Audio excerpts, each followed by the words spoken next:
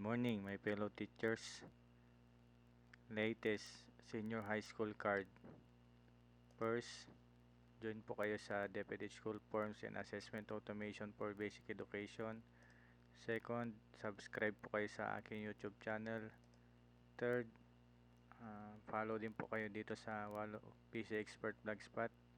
Dito ko pinopost yung aking mga latest innovation, mga application na pwede makaturo sa teachers, makatulong.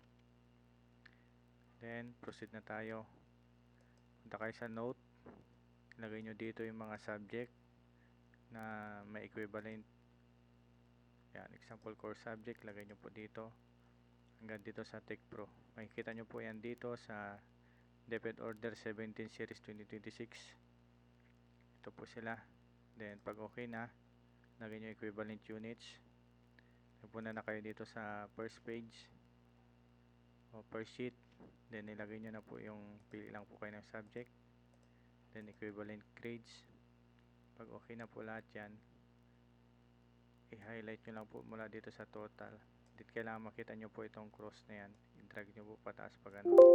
Then okay, automatic itong mga grades ay calculated na. Example, maglagay po tayo ditong 65. Yan, automatic yan, 75 filled.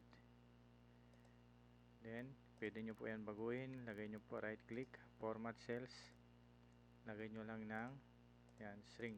Okay, okay na po siya. Then save nyo na po.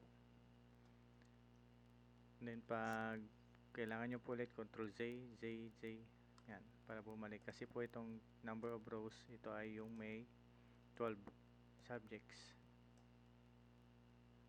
Download nyo po ito sa dito po sa DepEd